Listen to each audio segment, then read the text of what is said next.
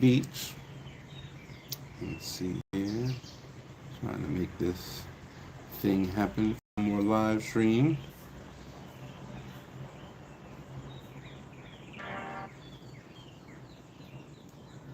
All right. So how has everybody been?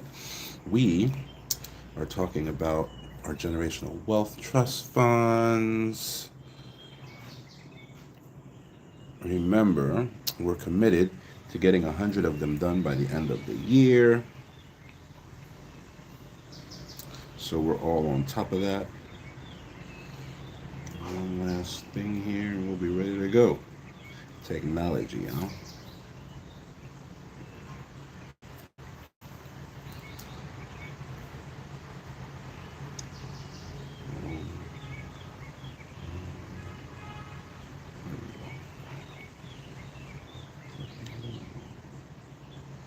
All right, got the technology worked out. All right, so generational wealth trust funds. We really decided to make sure that we could get 100 of these things done in this year based on the impact that we saw from our clients, right?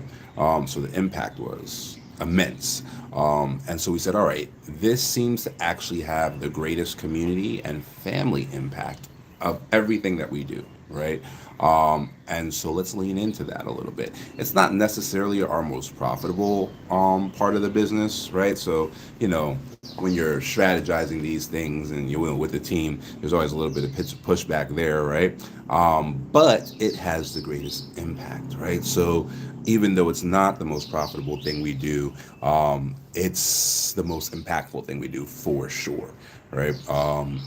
It frees families, one person at a time or one family at a time, quite frankly, and just removes kind of some of the stigma, some of the trauma, some of the things that might be keeping that family back or holding them down to a certain extent. It removes that, and it removes it permanently when it's done, effectively. And so it's really, really powerful.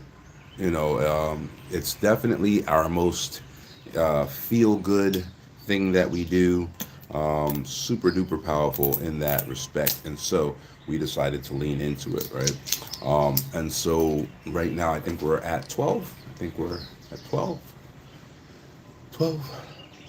Yeah, 12. 12 that have been, created since January 1st, which is super duper awesome. And it's just one of those, it's kind of like when people tell you about like your 401k and or your retirement, package, depending on where you come from. And they're like, oh yeah, if you get started at 18, then by the time you're 65, right? And what they're really describing is how compounding works, how money compounds over time and grows over time. And then, if you're patient enough and if you stay there long enough, then, there's a certain amount of money left at the end to hopefully, take care of you when you can't work anymore, which, is a half decent plan. It's a very safe plan. So if your risk tolerance is very low, that plan makes a lot of sense. And so the same thing happens in generational wealth, right? You want the whatever money is there, you want it compounding over time to the point where it grows to something that can actually take care of the entire family, right? And you want the family to be able to be good stewards of that so that it's left for the next generation and the next generation and the next generation, right? There's a castle, was it Eltz Castle, I think it's called.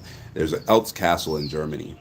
Eltz Castle has been owned by the House of Eltz for 800 years. Right? For twice as long as there's been in America, this family has not only had this castle, which in their family trust, the castle can't be sold, right? No loans can be taken against it, right? 'Cause sometimes, like, oh yeah, we're not going to sell this place, but then you don't bar people from taking equity or debt out against it, and then the bank, comes and takes it because the debt's not paid back. So in essence, you sold the place.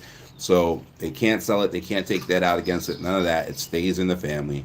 And it's been in the family, I believe, it's for like 833 years, right? So that is the power of generational wealth, right? It when it was created, I'm confident in saying that Germany didn't even exist, right? I'm confident in saying that it was something else, right? Right? Whether it was the German Empire or like whatever it was at the time, I'm confident in saying that 833 years ago, the country that exists now did not exist then, right? And so their generational wealth made it through two world wars, right? Made it through ancient wars, papal decrees, all of that, right? That's what happens when you're disciplined, when you pass on the right level of financial literacy, and when there's a plan, right? When there's a plan and right, like it's not luck after 800 years, right? Um, at that point, there's obviously a playbook that's being followed, right? And so that's what generational wealth is about. It's about, creating that playbook, following it, making sure your heirs learn everything that they need to learn to move forward. And it's actually easier now than it's ever been, right? Why? What do I mean by it's easier now than it's ever been? Well, I mean, like 2 generations ago, half the world was illiterate, right? 3 generations ago, it was even worse. It hasn't been so long. School has become like a compulsory thing, right? Most people work the farms. They had kids to help them work the farms. They could barely count, and they can make their mark, right? It's one of the things that you hear, historically in the United States. Make your mark here, and what they mean is sign, sign this. But they used to say make your mark because people couldn't spell their own name, right? So it was one of those situations where, the greater part of the world couldn't read, couldn't write, weren't educated. School wasn't something that was organized the way that it is now, and because of that, you really had to be in the know. Like you had to be in, the club that had all the knowledge, and then they were willing to share that knowledge with you for you to be able to get anything done. And so typically those people were like royalty, right? So you had to be part of like the royal family or part of whatever. And so not a lot of people were able to actually create generational wealth that lasted in this way. Even when you look at like Rothschilds, right? The actual progenitor was like a shoe cobbler who could barely read or write, could count a little bit, and that's it. So he saved enough money to actually send the first wealthy Rothschild to get an education, and it was just that difference. Just the difference of them getting that education was enough to start, the generational wealth, and then we obviously know what they've become at this point. So now, with essentially the collective, wealth of mankind in your pocket, right, and this device that you're looking at this live on, it's actually become easier, but it's also become more confusing because there's a lot of like liars and just people out there giving out misinformation, right? So, how do you get past the misinformation? You have to not be a spectator. Spectators get misinformed, right? So the way to get around the misinformation, right? Hey, Don Bless, what's going on, man? So the way to get around the misinformation is to pay the experts, right? That's how you get around it. That's how we get around it. Like we have a team of lawyers, we don't listen to fools on TikTok. Like we go call our lawyer. And so they know our specific situation and they get those things done, right? And so that's why a lot of the things, sometimes even a lot, hey, thanks a lot, cheers, Chief. A lot of the questions that we get asked, it boils down to that person's specific situation, right? And so we'd rather just give, stories of our clients' success stories, complication stories, which tend to teach more than the success stories, that illustrate those things, right? Especially with our American clients, man, we've run into so many situations where a county ordinance was a problem that had to be circumvented, right? That people just don't think about. And even us, like We might know what's going on federally. That's fairly easy, right? And we might know what's going on with the state if we have a lot of experience with that state. But how about sometimes your county got something to say about it, right? Whatever it is you're trying to do, and you have to circumvent that. So you need to always have local experts, but they need to be experts, right? So whatever it is you're trying to accomplish, in this case, generational wealth, but whatever it is you're trying to accomplish, you need to have a local person who's at least an expert in the phase of whatever you're doing that you need answers on, right? So a great example of that is we set up, we actually have a lot of people who have property in PG County. I don't know what that's about, but we set up a generational wealth trust for a group of folks that had multiple Airbnbs in PG County, Maryland. And so PG County, Maryland has its own special rules about title deeds, right? And so they were migrating these title deeds into some of them into limited liability companies, some of them into other structures, land trusts, and things like that. But anyway, they were moving these specific properties to where they needed to be to execute the next phase of their generational wealth plan. And they didn't get a local person. They got a trust attorney, but they got one who worked in the capital of the state, not in their county. And so they were unaware that there were special circumstances in PG County. Now, what saved them, what typically won't save people, but what saved them is when they went to the courthouse to do their registrations, the registrar's office wouldn't accept it because part of the special rules is that only certain people can approach the registrar for those particular things, right? So you have to actually have an attorney approach the registrar. An individual cannot do it, right? Typically what happens in a government office is they say, we can't give you legal advice, go get a lawyer. So typically that won't save you. Typically that won't help, right? But in this particular case, they got lucky, and the registrar was like, you're not even allowed to file this. Like, you need to, go figure out why you can't. They still did the can't give you the legal advice thing, but like, go figure out why you can't file it and come back later, that type of thing. So not necessarily helpful, other than the fact that they didn't allow them to invalidate, themselves by doing things out of order. So, and that's not anything that we could have foreseen, right? We're not in PG County, Maryland. You know what I mean? So that's why the experts matter, and that's why anybody anywhere trying to tell you what's the best thing for you specifically is full of shit. If they don't know your specific circumstances, there is no way that they could possibly know what the best move for you is, period. So anyone doing that's just trying to freaking sell something, right? To turn around and run the other way as fast as possible, right? Now, high level overviews, no problem, right? Go find, your tax professional, go find your legal professional and verify this information, no problem, right? But somebody who's like, yeah, you do this and then you do that and then see, this is what the rich people do, full of shit. There's no way. Everybody's situation is so different. There's no way that anybody online can tell you anything like that. So just get your discernment together. Understand what kind of information makes sense right off the cuff and what kind of information is just nonsense. That's going to help you tremendously. All right. So get that going. And train yourself to be able to spot that, right? You're giving me specific advice and don't even know my name, you know what I mean? Don't know where I'm from, don't know what country, I live in. We get people from largely the UK, the US, Canada, and the Caribbean. And in the Caribbean, it's particularly Jamaica, Grenada, and St. Lucia, right? All of those places are different jurisprudences. They all have different rules, right? Especially tax rules.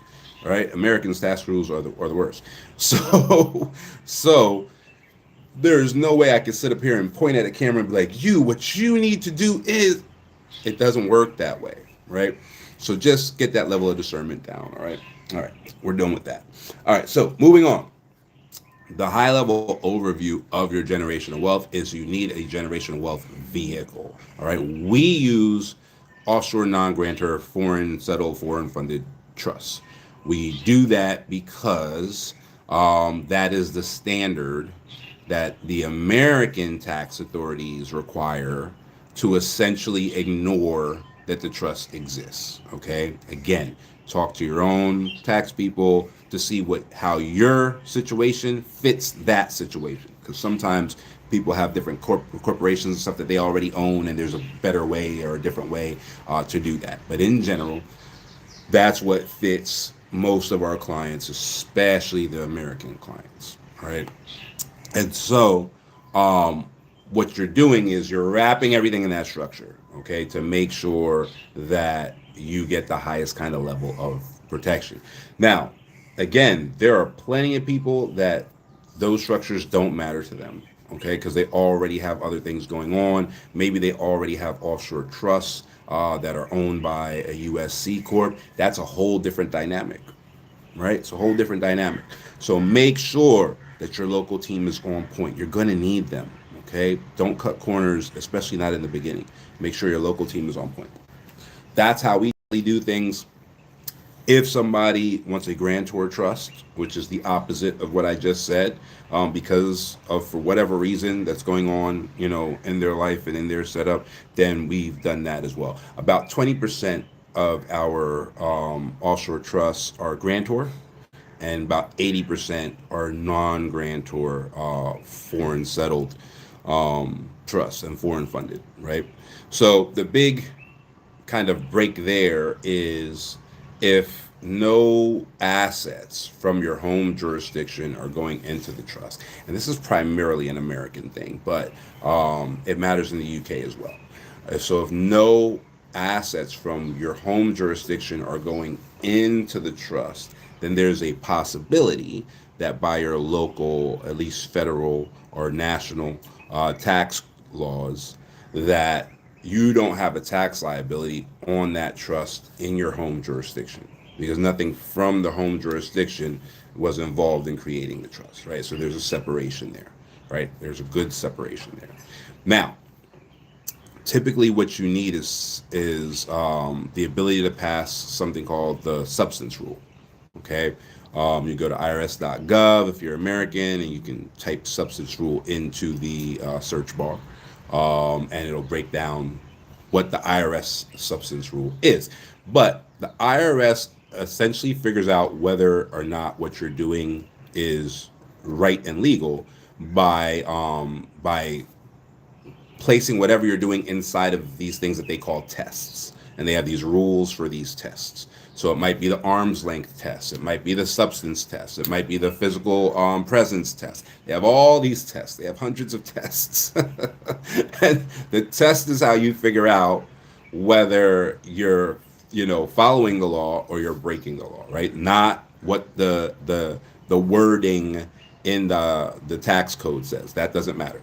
What matters is actually Treasury rulings and court cases. So it doesn't matter what the wording says. You got all these, people, on social media talking about, well, the tax said if it's reasonable for your business, isn't this reasonable? No, there's 100 tax cases. There's 100 court cases of people who tried to do that the judge said no. Doesn't matter what the words in the law are. What matters are the precedents, right? The court cases that have come before. All right. So that's like a marketing scheme that people are using to like convince you, like, oh, this is reasonable for your business, right? Oh, you sell watches, don't you? So all the Rolexes you buy are tax write-off. No, they're not. There's 100 court cases that say they're not, right? So those people are actually trying to fool you, right?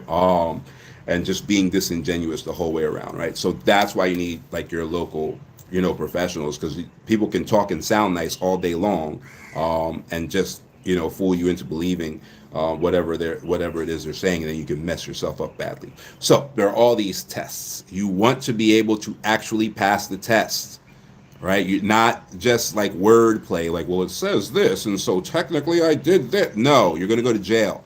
All right, you want to be able to pass the actual tests, right? So the substance test would require you to have a feeder business, right, in the jurisdiction of the trust. And then that feeder business, there's a super high level overview. I am not giving you point by point how to do this, right? But that feeder business would then be feeding the trust from local real revenues, right? So there's substance there, right? It's a substance test.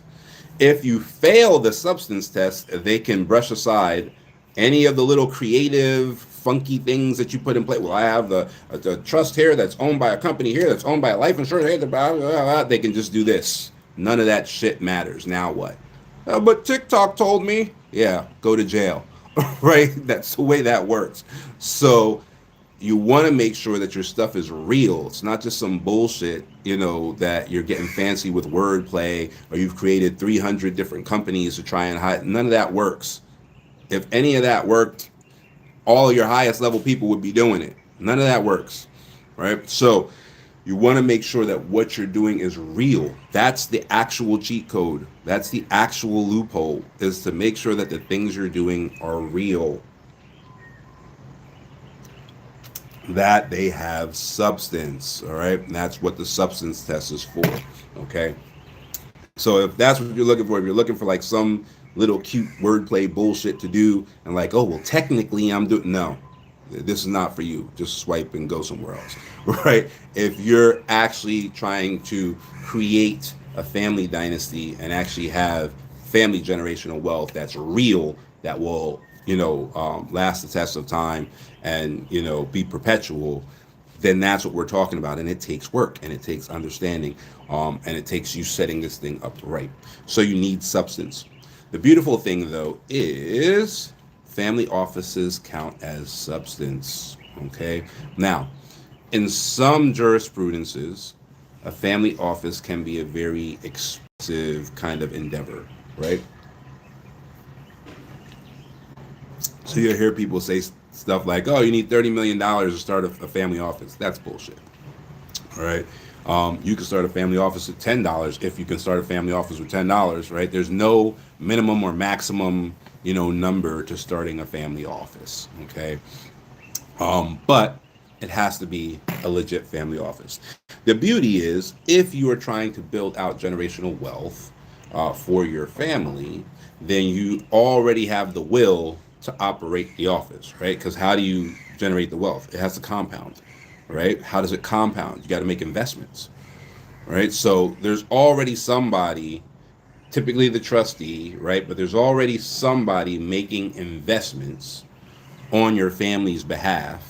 Even if it's you and you're the trustee, it's still somebody making investments on your family's behalf to compound this much smaller amount of money into a very large amount of money over the course of the next 60 years, right? If it's for your grandkids, or 30 years if it's for your kids, or 15 years even if you maybe put down a whole lot more money up front, blah blah blah blah blah, right? But over time, which is what compounding is growing money over time mathematically, right? Compounding is just math. You need to be making investments, right? Well, that's one of the things that a family office does. Okay. When you hear about family offices or you see them on TV or whatever, they make it seem like that's all they do. It's just one of the things that they do. Right. And so a family office can pass the substance test. Right. So that way you do have a real substantive formation that is managing that offshore trust. You can also show that maybe it's really foreign funded. We won't get into how we do that right now, and that it's foreign granted, right? So that would give you the gold standard of offshore trusts that the IRS has stated that you do not need to inform them about. If structured properly, you don't even need to do an FBAR, right? So if you're dealing with generational wealth, one of the biggest things to remember is that it has nothing to do with your own greed or pride. It's supposed to be generational wealth. It does not affect you. It does not enrich you, right? Now, those things can happen as a happy side effect. All right. So if you're really good and you're building, really solid returns on your compounding and all of that, it could be that by the time you're so old that you're maybe looking at like an old folks home, or you're looking at like getting into some kind of assisted living type of situation, that there actually is enough in the trust to support that. There's a possibility that that might happen. That's though a happy coincidence. That is not the goal of the trust at any point in time, right? So if it's generational wealth, let it be generational wealth. There are tons of trusts. You can have 20 trusts, 100 trusts, 1,000 trusts all at the same time, right? If there's a need for it, you can do that. So there's no need to try to mix your generational wealth trust and like your personal wealth plan that may or may not include a trust together. All right, that's a fool's errand. Okay, doing a solid generational wealth trust is actually guaranteed. What you can't guarantee is when it's going to happen. What you can guarantee is that it will happen, right? So you can actually guarantee that you are going to compound. You might not be able to guarantee at what rate or how quickly, but you can actually guarantee that you are going to compound money inside of the trust, and you can guarantee that it's going to go to your heirs and avoid probate. That you can guarantee, right? You can't guarantee how much it's going to be. You can't guarantee when it's going to hit a certain dollar amount, and those types of things. But you can guarantee that math is going to math, right? That you can actually guarantee. So as long as the generational wealth plan is actually set up for generational wealth, you can guarantee that your heirs are going to get some level of generational wealth. Can you guarantee that they're going to be millionaires? No. Can you guarantee that they're going to be billionaires? No, right? Or at least you can't guarantee when it will happen, right? So there is some still uncertainty and risk and all of that stuff, right? But there is a reason why every single person you consider to be wealthy has a trust, right? There are certain things that all of the richest people in the world have in common. Real estate is one of them. There's a reason for that, right? And trusts are another one, and there's a reason for that, right? So these are kind of the bedrock and cornerstones of wealth, right? And there's typically multiple. Like when you get to the Rockefellers, there's like 120 Rockefeller trusts at this point, right? There's the main trust, but their method created trusts for every new member of the family as soon as they were born, right? And if there was some kind of tragic situation, SIDS, a baby that doesn't make it, whatever, that trust is still in existence, right? And there's still a life insurance policy attached to that trust because that's the way they did their method. Not everybody needs to use, life insurance, but that's the way they did their method. So, works as a base for everyone, and it typically spreads out, right? Can I get a trust done in Kenya that covers property? You can. Can is typically never the right question in planning, right? Should is typically always the right planning question, right? So when can comes into place is when you're defending, right? Somebody sues you. That's when the can questions pop up, right? Can I do this? Can we do that? But when you're planning, the right question is typically should. Okay, and not everybody will tell you that because a lot of people they'll want to give you the answer you want to hear to like make a sale. Be cognizant of that, right? Be cognizant of the people who answer questions poorly. So can you? Sure, you can. Should you? Typically, no. Now, again, I say typically, and we go back to I don't know your specific circumstances, right? So let me give you two examples. Okay, let's say you have a primary residence in Florida. Florida has a homestead exemption.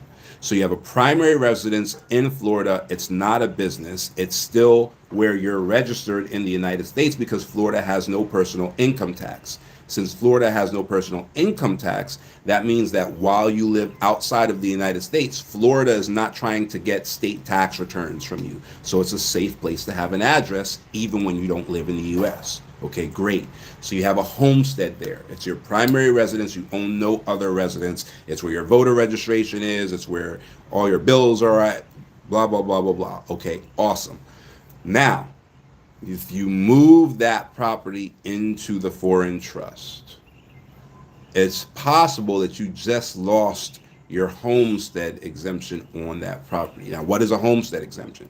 A homestead exemption is a special law, right, that typically, because every location, every state has their own version of it, if they have a version of it, there are non-homestead states. So it's a law that says something to the effect of, since this is your primary residence and we're not going to allow you to be homeless, if you are sued and you lose a lawsuit, or you got creditors coming after you, or you got whatever, your homestead is exempt from the judgment. So you cannot in those states because you were sued. You can only lose additional investment properties, but not your homestead, right?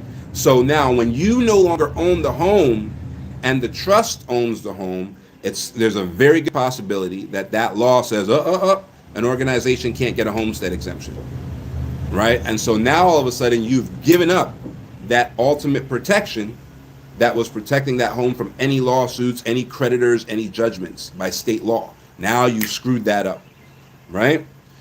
So there's, one way to look at it. From another way, depending again on your specific circumstances, you may have a situation where there is no homestead exemption to begin with, right? Like I think Jersey has no homestead exemption. So let's say you got a place in Jersey.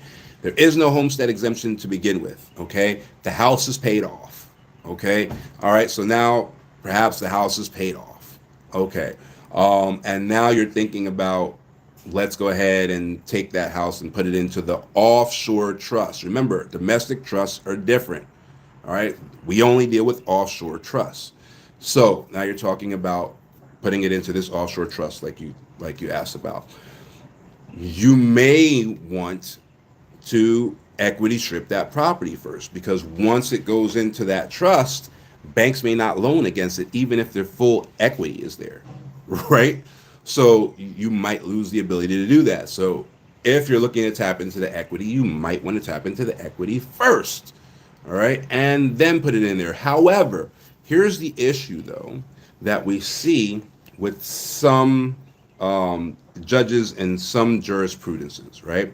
What'll end up happening is, if the real property that's in that state, okay, is moved into the offshore non-grantor trust, okay, and now there's some judgment against it or some creditors coming after it or whatever, and they're jammed up, right? You got everything set up properly, your trustee looks good, everything, you're complying with whatever court orders, but your trustee overseas is saying no to the requests that you're making, blah, blah, blah, blah, blah. Okay, fine. So now what? The real property is in that jurisdiction, right? So we've seen situations where the judge in that jurisdiction will actually seize the property.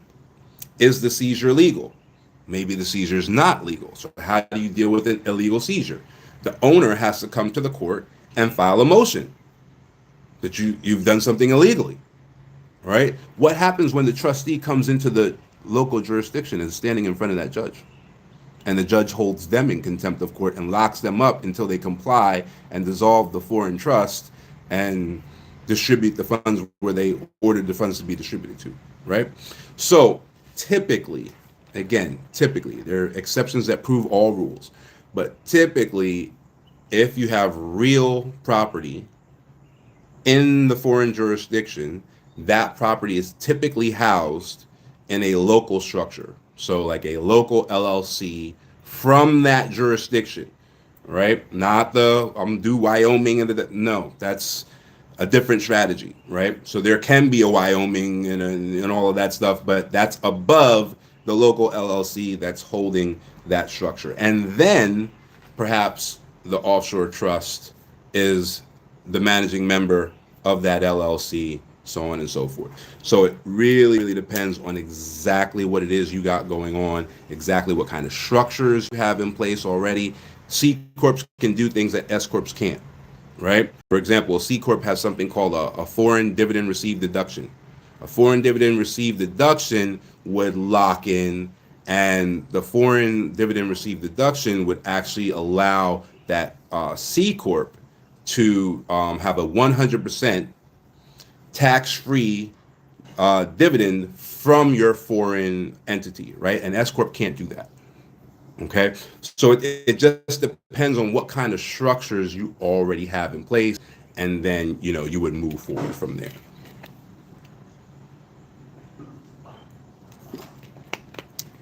FTC via affordable media was this very issue. Yeah, man, it happens all the time. Happens all the time. You gotta have your local people in place. You can't just do international stuff on one side, right? So now for us, we'll make sure, right, that you have some kind of local person in place that understands your state rules. And like I said, we had these folks in PG County, Maryland. PG County had its own rules. So they went to Baltimore and got a lawyer who doesn't work in PG County and almost messed themselves up because PG County has its own rules above and beyond the state of Maryland, right? So you got to have a local professional that, and we didn't, of course, we didn't know that. We create trusts in Mauritius, Seychelles, and Kenya, right? And Singapore. So we don't know anything about PG County, right? So you can't just go to like the trust person and not have your local person making sure that everything is everything, all right? You need a team.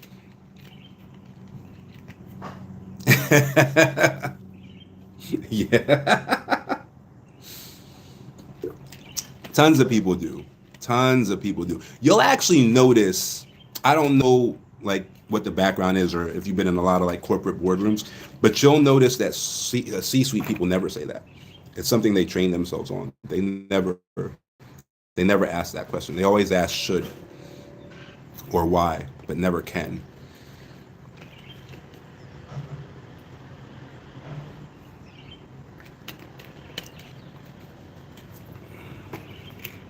The trust has to be structured to marry resident domiciliation and asset protection jurisdiction. Yeah, sometimes. Yeah, when we're doing an asset protection trust, sure. Right? When we're doing a generational wealth compounding trust, which is our bread and butter, then it's a little bit different because you have no assets initially in the trust at all. Right? So it just depends on the purpose of a trust is the most versatile legal document in existence. It can essentially do anything, right? Most people that hear about trust for the first time and all of that, they either hear about like a Medicaid trust or an asset protection trust first. Like that's typically, those are the salacious ones. Those are the sexy ones, right? So that's what everybody hears about first. But there are plenty of types of trusts, globally. Every jurisdiction has a different way that it treats trusts, right? We're offshore. Domestic trusts, are completely different and based on wherever your domestic jurisdiction is. We have clients that are from the UK, right? So their domestic trusts are completely, different than our clients that are in the US and the clients in Canada and all of that. So yeah, definitely. You can do virtually anything. Even if you have somebody who doesn't know what they're doing, you can write a trust that everything in the trust is actually illegal. And that trust will still be registered. Now if the trust operates, you're going to have a problem. And the trust is going to be invalidated. But you can write the trust deed that way, So yeah, definitely.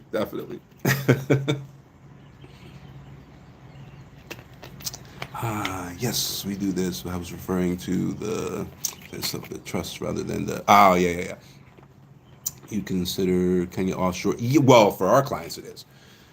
For our clients, it's an offshore trust. Kenyans don't create trusts through us. We're an American company. I happen to be in Kenya because, you got to be on the ground of where things are happening, but we're an American company.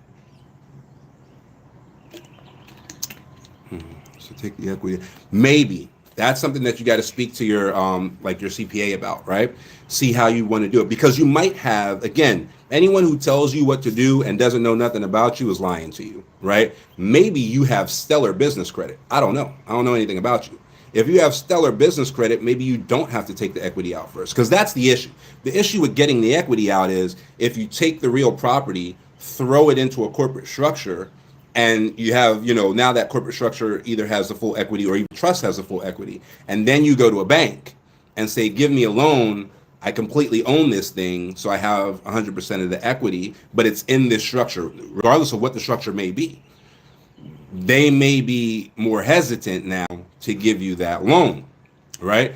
But let's say you've been operating a business for the last 10 years, you have, a corporate credit score of 100, because in corporations and business credit scores it's different. It's 0 to 100, not, what you're used to in personal credit. So let's say you got a perfect credit score, which means that you pay back better than agreed, right? That's what you have to do to get a 100 on the business side. So you got that. You would probably get better terms, within that corporate structure than you would personally, right? So it just depends on your specific structures.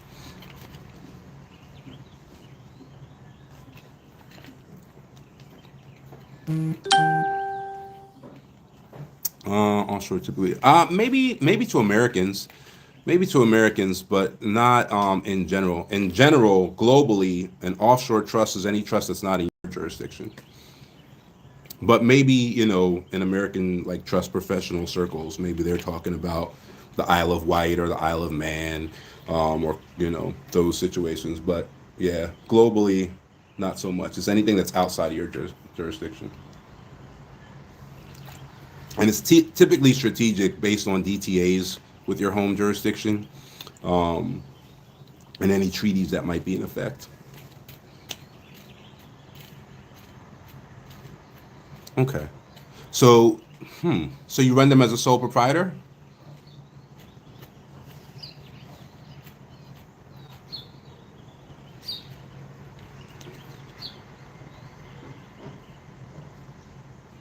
Hmm. Okay. Interesting. And who's doing your? Do you have like a CPA?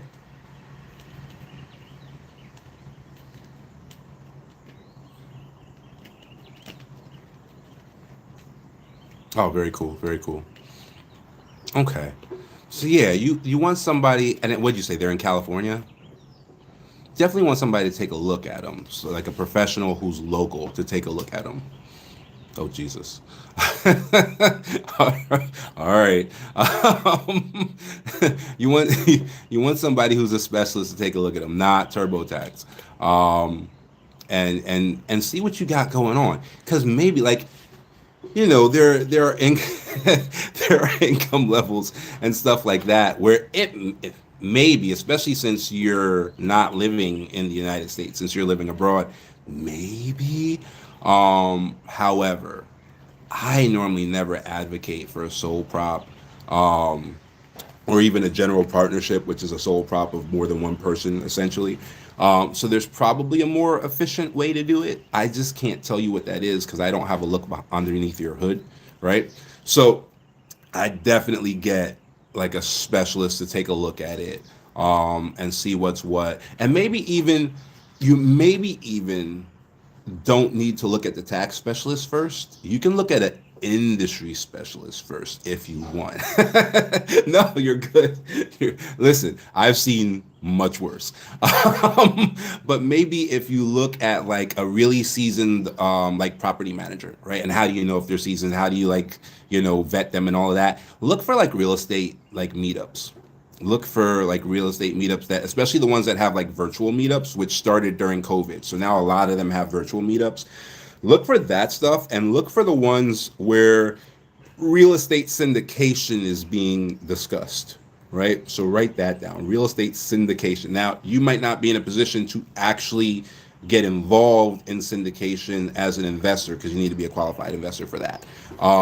But look for those places and then speak to those property managers, that have like that level of experience, and there's a bunch of people in the room like vouching for them and all of that, and see what they have to say about it, because different different states have different options. One of the newest options is called a series LLC, right? That may or may not work for you, right? I really can't advise you on whether it is, because I just don't know your situation. But that might be the thing for you, so that you essentially have one structure, one filing that you made with the state, which is your umbrella filing, and every single new, because you said you have two different, rentals. So every single new rental you get can be locked away in a new series of the LLC, right? That's like one of the newest structures available, but it's not available in every state, right?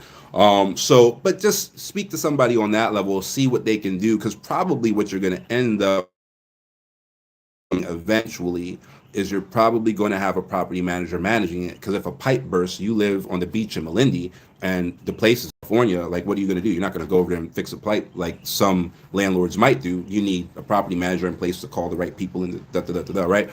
So eventually what's probably going to happen is you're probably going to do that. You might start burring from property into property into property, you know what I mean, and go from there. You have the property manager. All right. And they haven't discussed your structure. Maybe you got the wrong property manager. So, how are you navigating Seychelles asset transfer limits? Yeah, so Seychelles trusts are allowed to have Mauritius bank accounts, and and they're allowed to have Swiss bank accounts as well. So, but yeah, they got their little gray list stuff, but they have a 0% income tax, right? So it's helpful for some people.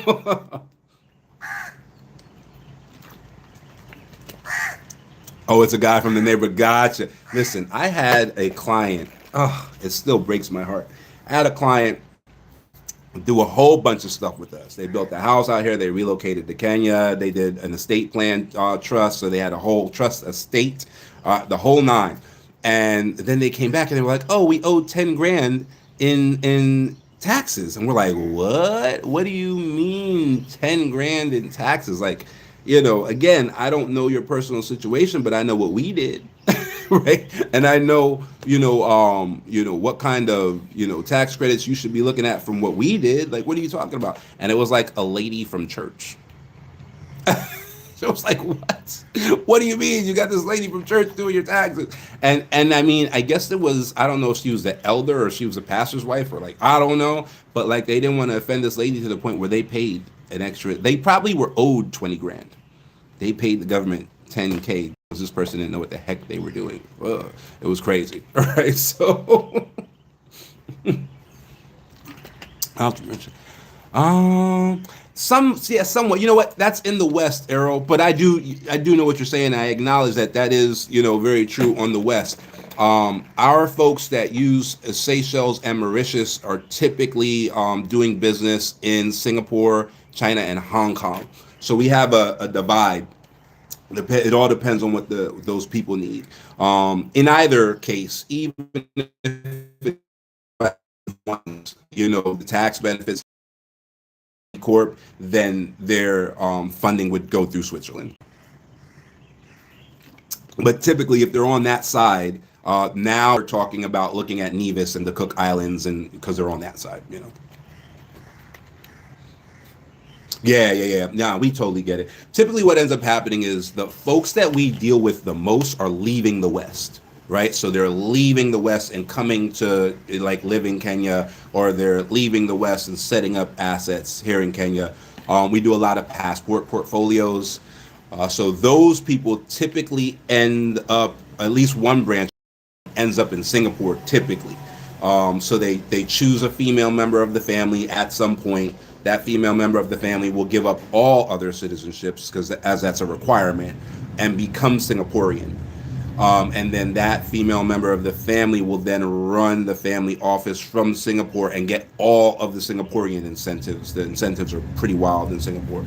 So typically, when they're doing their passport portfolios, there's one female member, always a female member, because male members have to do compulsory military service. So unless you want to send your grandson to the military, they will go ahead and sacrifice a female member from the passport portfolio, and that female member will become Singaporean, and that will essentially end up running the entire family office. You're absolutely correct. That's why we do the foreign grantor, foreign funded trusts. If we have a benefit, and again, we're talking about generational wealth. Again, not asset protection. If you're talking asset protection, you can't do that, right? Because you're going to put a U.S. asset in the that blows the entire, structure. But if you're talking about generational wealth, so you're talking about someone who's starting their compounding with a foreign organization, and that foreign organization is actually the one settling the trust. They are not the trustee, they are not the beneficiary, they have no reach into the trust at all and can pass all of the IRS tests on that. Then that Swiss bank will accept to do business, because there is no FBAR, there is no FinCEN, there is no FACTA, because the IRS will not consider that a U.S. based or a U.S. domiciled trust at all. But yeah, you're right. If it was an asset protection trust, that the technique wouldn't work at all.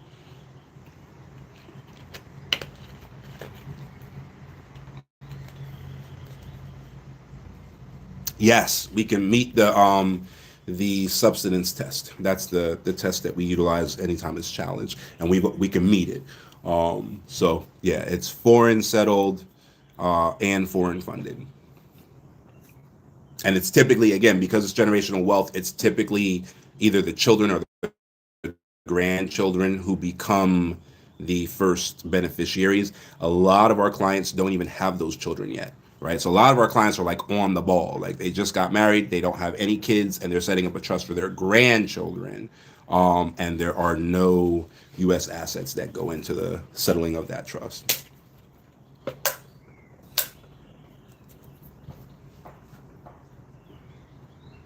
It's taken us a while. Taking us what is it, about 12 and a half years. We own a law firm in Kenya, so taking us a while and quite a few lawyers and some trial and error, but we got it down.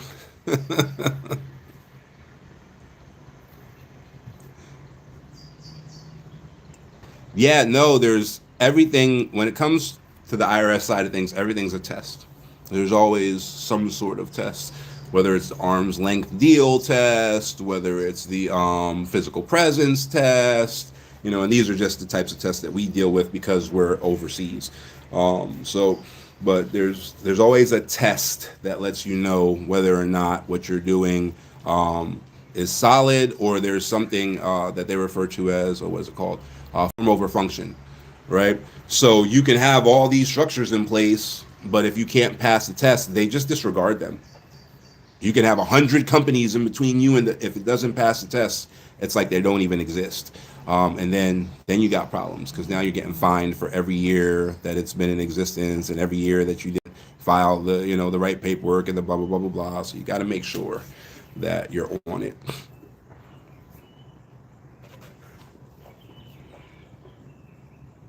No, you don't want to look for. You want everything to be real. That's where people mess up, trying to find weird loopholes. No, you want to actually meet the guidelines. You want everything to be real. Oh yeah, bro. Yeah, yeah, yeah. There's a yeah. And I mean, in our community in particular, these are not the conversations we have on a Sunday morning at the breakfast table. So there's already a lack of habitus, as sociologist Pierre Bourdieu would say. There's already a lack of habitus in the household. So you know,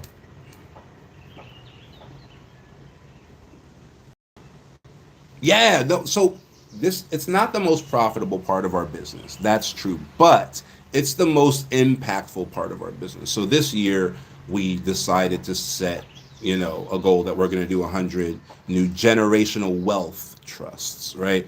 So I think we're at 16 now, 16, 13, 13. I'm sorry, 13 now, and move forward from there. But it has the greatest cultural impact. You know what I mean? To know that, your kids are going to be better off than you, to know that you like really set them up well. And the upkeep is quite low through the Kenyan system, right? So now, again, you come to me talk about asset protection trust or something like that, upkeep on that completely different, because there are assets that need to be, preserved. That's a whole different story. But generational wealth, the upkeep is very negligible. So it's very, very easy to do. Yeah, how about that? How about that? You know what? That's the most important part from our perspective and what we do with the generational wealth. Because the stats are staggering as to how many families lose the wealth in the second generation, and then even it's almost a coin flip even in the third generation. And so that cultural capital, man, that's what matters. Like that, having that cultural capital pass on, financial literacy, academic disposition, all of that being passed on matters way more than the easy part, which is the money, right? So, SA is rough. SA is rough. Tanzania is rougher. We're cool with SA, especially like we've done trusts that hold all intellectual property. So call them intellectual asset protection trusts, and all they own is an IP. SA IP laws are the greatest on the continent. So there are exceptions, whatever. Tanzania, absolutely not. Just because of the way the country operates, especially when it comes to like ownership, and then when it comes to citizenship, right? So like typically all of our generational wealth clients become passport portfolio clients. Like eventually they start collecting passports, and then eventually they get a passport for the place where the trust is, and it's no longer an offshore trust at that point. Now it's their home jurisprudence, right? And so that's typically what happens. In Tanzania, you would have to give up all other passports in order to get their citizenship, and it's not like not Seychelles, Singapore, where you get all of these tax incentives and you get all of these bonuses for doing that. You would lose all your other passports and get nothing, right? Like it's just their rule. They don't give you anything for it. Same thing as the Philippines, right? They don't give you anything for it. It's just their rule, right? So it's one of those things where like those two countries in particularly just don't work for our clients. I'm sure there are people that it works for, but just not us.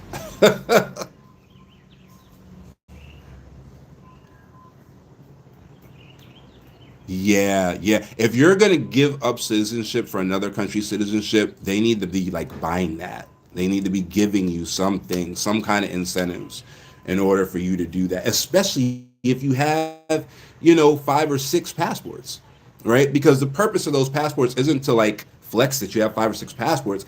The purpose or at least, from our perspective, one of the purposes of having those passports is to engage with their capital markets as a citizen, because typically citizens can engage with capital markets in a superior way, right? Now, not all countries, right?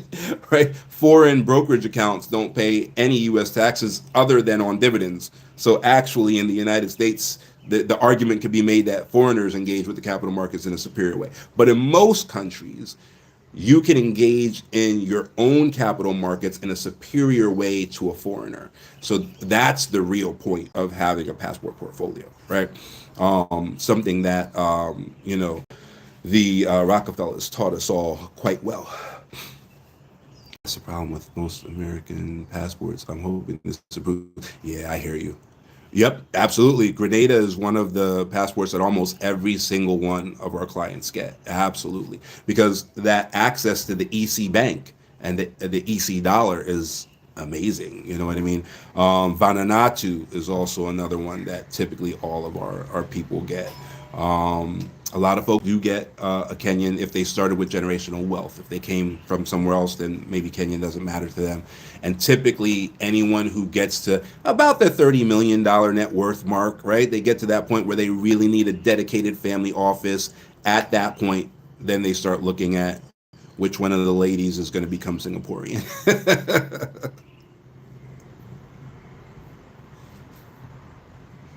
Why? Oh, you weren't here when I explained that. So in Singapore, there's compulsory military service. So if you let one of the guys become the leader of the family office and become the Singaporean citizen, you're going to lose them for the first 2 years to the military.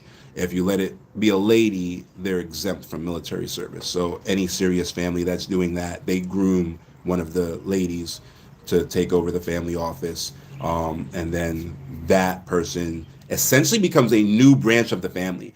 They'll lose all other citizenships, which means that their kids might be in a situation where they also have lost all those citizenships, are an only Singaporean.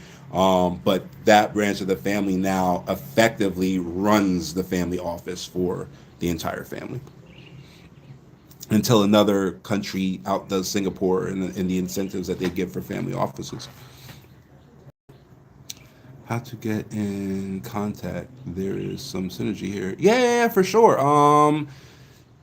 My email is attached. This is one of those business. All of wait, yes, all of the lives that are going on right now are all on business accounts. So my actual email should be in the bio. Just shoot me an email. Yeah, we'll definitely chop it up.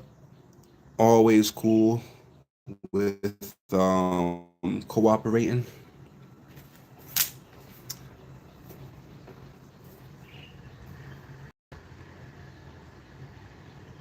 Yeah, yeah. Well, so that's the one thing that you definitely want to like get straight in your head is that every jurisdiction is different and their social norms are different, right?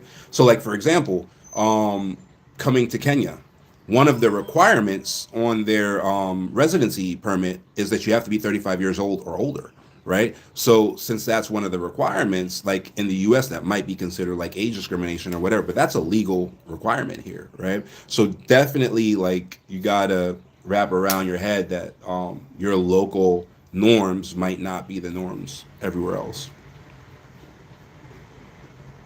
Oh, my name is John, man. Yeah, John Double Odd. Nice to meet you. I'm assuming you're Errol. Nice to meet you.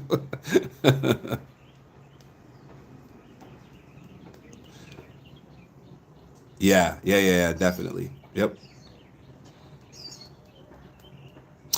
The years are different. The years are different. Singapore takes 10 years. So what you typically do is whoever you're grooming to take over, you actually like get them an MBA in Singapore and like so they get their 10 years while they're also getting the experience and the education necessary to take over the family office.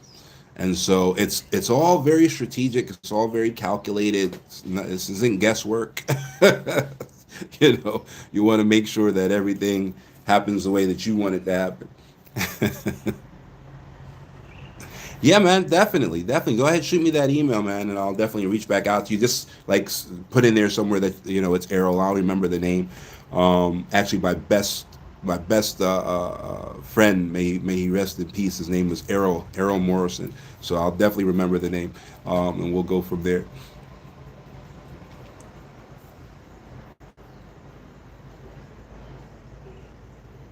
Yeah. So people think that family offices only do finances. They don't.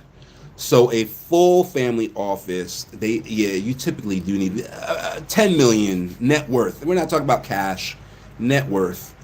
And if it's 10 million net worth, there should be at least 5 million in assets under management, and then the family office has a whole bunch of other stuff, and you're paying them, right? You're paying them to do those things, right? So they're like your personal brokers, but they're more than that. They're really your family managers, right? Because they're managing more than just the finances, right?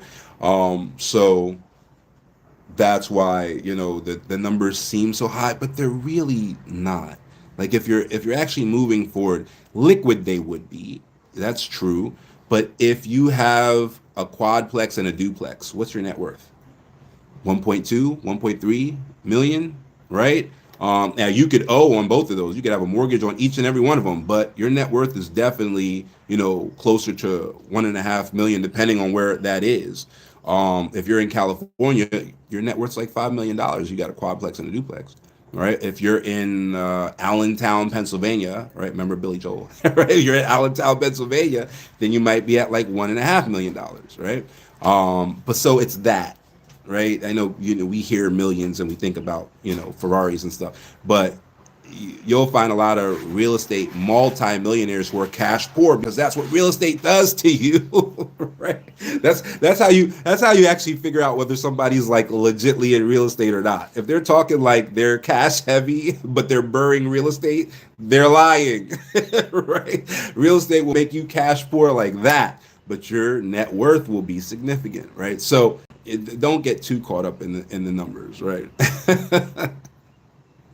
Definitely doesn't mean that you got 30 million, to spend. You might be lucky if you have 300,000, right? So, don't get too caught up in the numbers. It happens quickly. typically in within 10 years you hit all those numbers, right? Again, it's not something you can spend unless you do a mass liquidation, and then that liquidation may not work out the way you planned it. But it's not particularly difficult if you're driven to like hit all those numbers as far as net worth is concerned.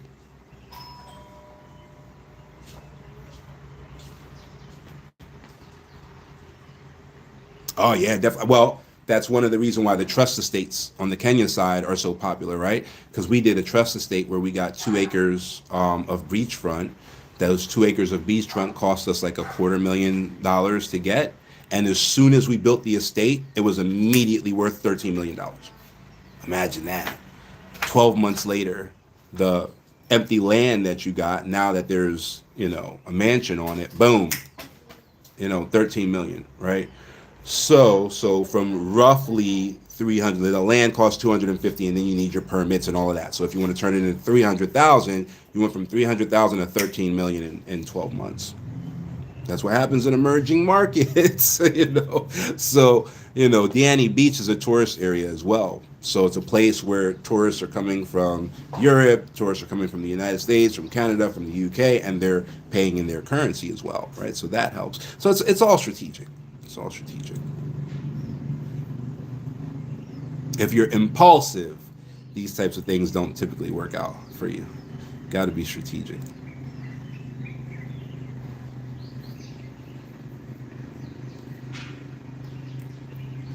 So if you're impulsive, you shouldn't do it. Yes and no. If you're impulsive, you shouldn't do it.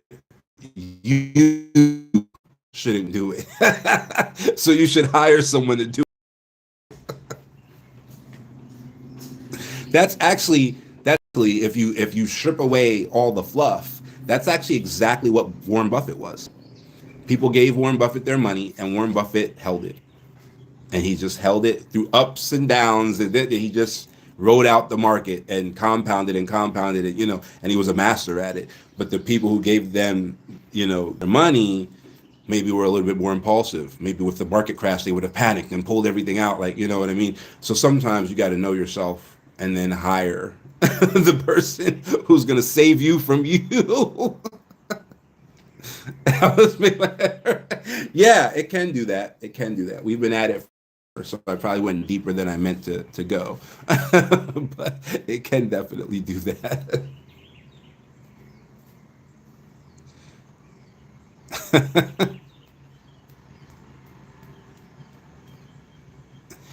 Yeah, definitely, definitely. I think we do this on like a micro level and multiple things. Oh man, I knew this person.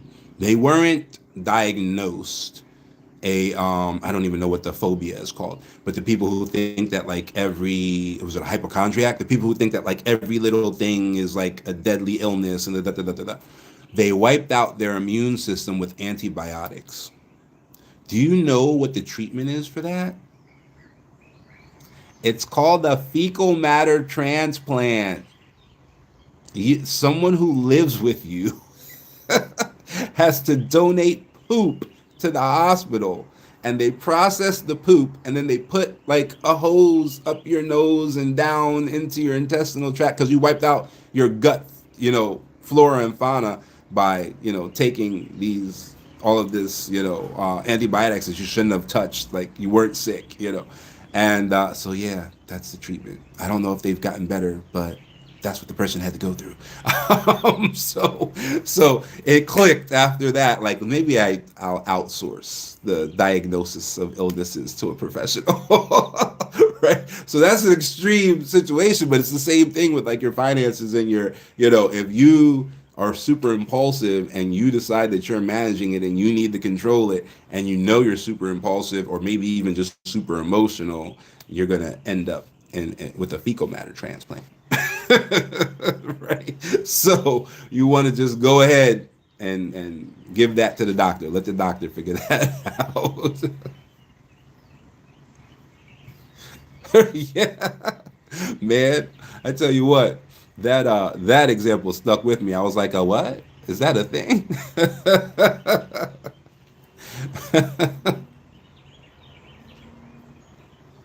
Yeah. Oh, Philly has all the weirdos. Oh yeah, you get a little everything in Philadelphia.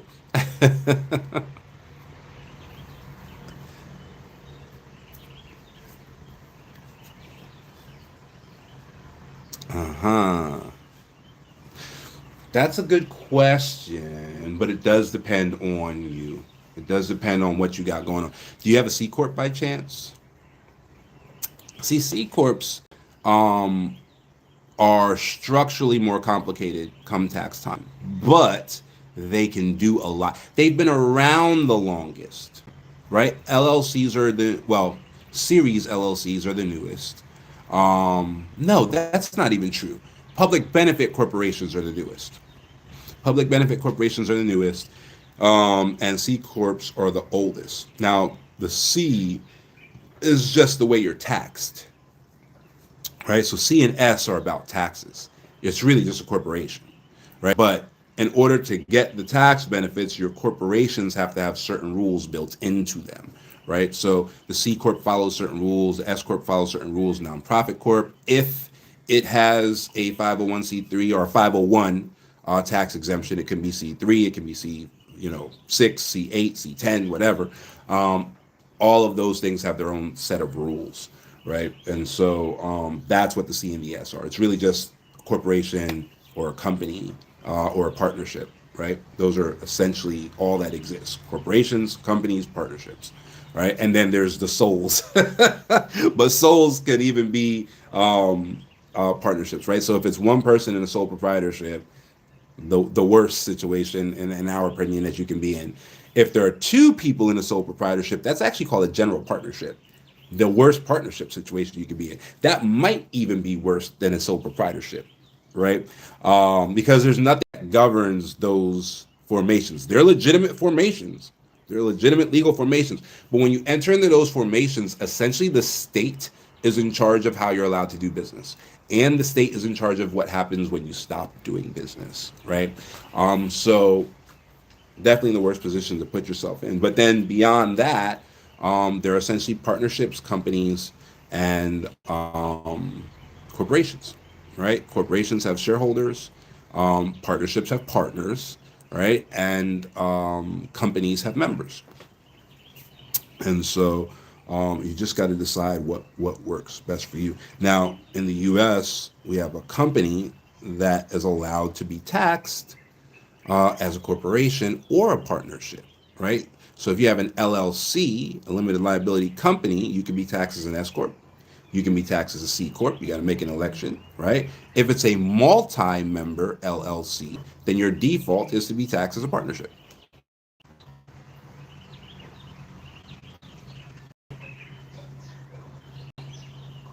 Yep, that's a company. Yep, that's a LLP is a liability partnership. It's typically used for professional types of companies, like law firms are often LLPs. But again, depends on your jurisdiction. Like, for example, here, there are no LLCs, but there are LLPs. So, like, law firms here are typically LLPs, just like in the US. But there is no LLC, here. So, there are limited companies or LTDs, but you're not allowed to write LLC behind them. That's not part of the abbreviation. And then those limited companies can be limited in multiple ways. So, they're either limited by shares or limited by guarantee. And so, just depends on what jurisdiction you're working in.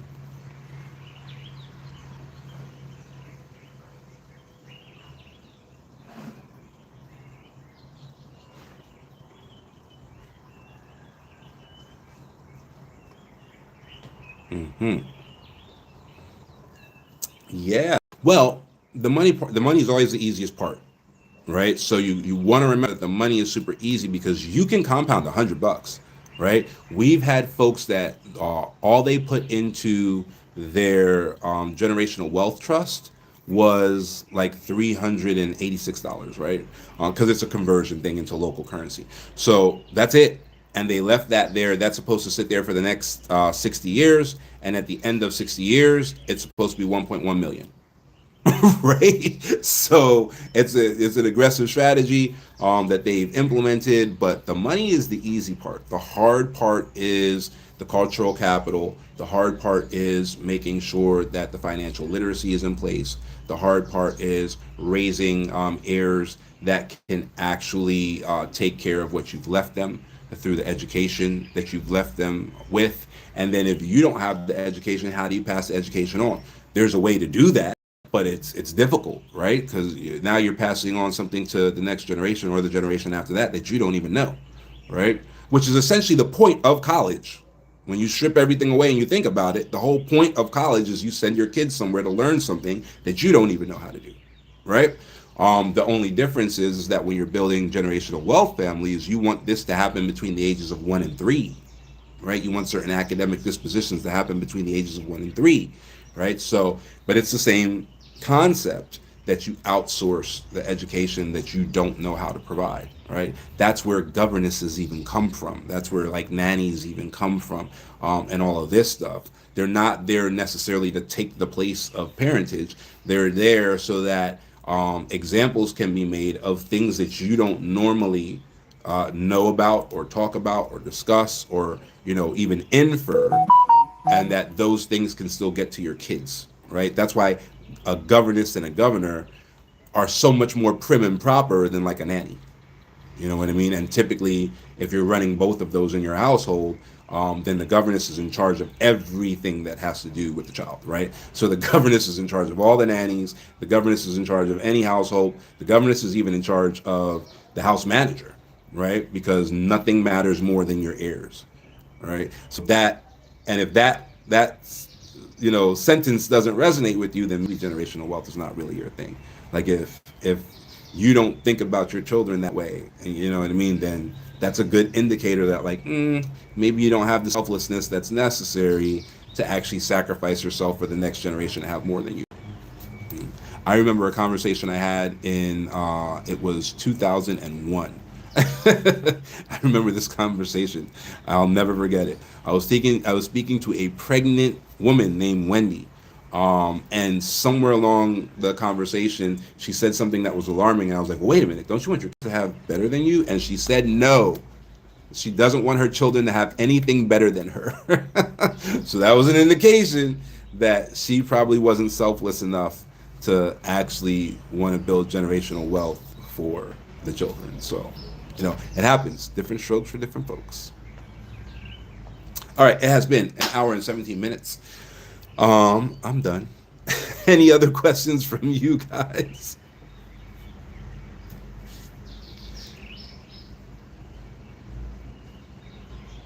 Oh, looks like somebody was trying to come up. Okay, they're going. All right. All right.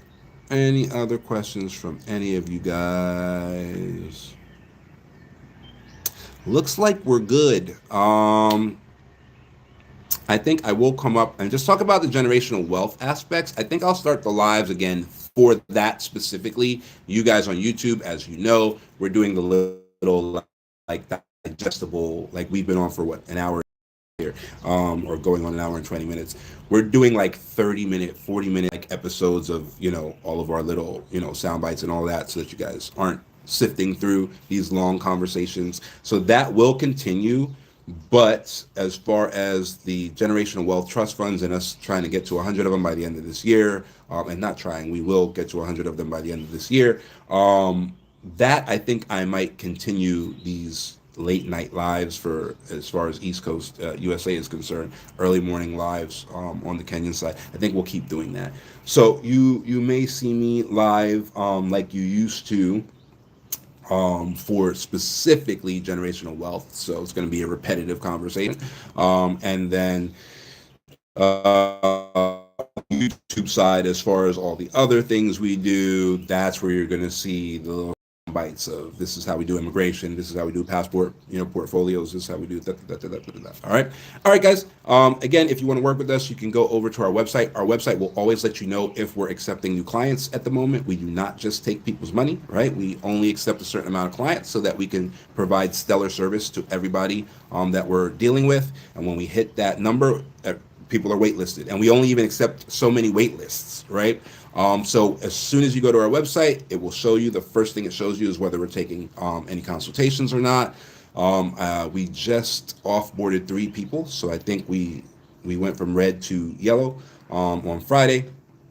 And so you can always go to our website, see what's there. You can take our assessments for free on the website, see what you qualify for to work with us, and then go from there. So that is how you find us. We only go live on company accounts. So in the account, there is an official website link in there that you should be able to click no matter where you're looking at us from. And there may be an email in there as well, depending on which live stream service you are looking at us from. And that is it.